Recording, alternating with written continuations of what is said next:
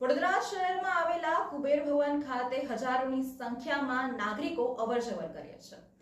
કુબેર ભવનના 9મા માળની ઓફિસ જર્જરિત હાલતમાં જોવા મળી છે, જેને લઈને વરસાદી સિઝનમાં સરકારી ફાઇલો પાણીમાં પંડી ગયેલી જોવા મળી, તેમજ આ ઓફિસોમાં પાણી પણ ભરાઈ જાય છે, જેને લઈને સામાજિક કાર્યકર કલ્પેશ પરમાર દ્વારા માંગ કરવામાં આવી છે કે આ ઓફિસો તાત્કાલિક ધોરણે ખાલી કરવામાં આવે અને તેને સીલ મારવાની કાર્યવાહી હાથ ધરવામાં આવે।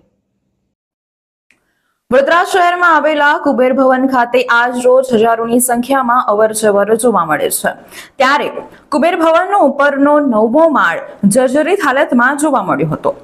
સરકારી ફાઇલો પણ વરસાદી પાણીમાં પલળી ગઈ હતી, ઓફિસોમાં વરસાદી પાણી ભરાઈ ગયા હતા। ત્યારે વધુમાં સામાજિક કાર્યકર કમલેશ પરમાર દ્વારા જણાવવામાં આવ્યું હતું કે ગરીબ અને મધ્યમ વર્ગના લોકોને જર્જરિત મકાન દુકાન હોય ત્યારે વડોદરા કોર્પોરેશન દ્વારા નિર્ભયતાની નોટિસ આપીને લાઇટ પાણી ડ્રેનેજ કાપવાની કામગીરી હાથ ધરતી હોય છે અને સીલ મારવાની કાર્યવાહી કરે છે।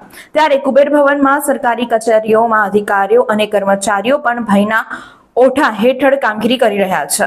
ત્યારે આ બિલ્ડિંગના પિલર તેમજ સીલિંગનો કેટલોક ભાગ જર્જરિત હાલતમાં તાત્કાલિક ધોરણે દેખાઈ આવે છે, તો તમામ ઓફિસો ખાલી કરાવીને સીલ મારવાની કાર્યવાહી કરવામાં આવે તેવી માંગ તેમના દ્વારા કરવામાં આવી। શહેરમાં આવેલ જે કુબેર ભવન ખાતે આજે જે 9મા માળે અમે જાત તપાસ કરી ત્યારે જોવા મળ્યું કે કેટલીક ઇમારતોની અંદર જે જર્જરિત જોવા મળે છે, સાથે સાથે કેટલાક પોપડા પડી રહ્યા છે, સાથે જે પિલ્લરની અંદર પણ તિરાડો પડી છે। એટલે ખાસ કરીને વડોદરા શહેરનું તંત્ર ઘોર નિંદ્રામાં હોય તેમ લાગી રહ્યું છે।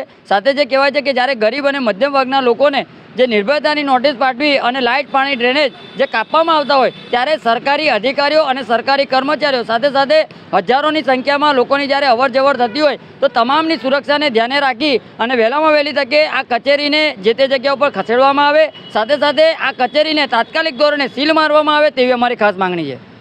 જે એમાં જર્જરિત ઇમારત છે અને કંઈ અનોંધની થાય તો શું?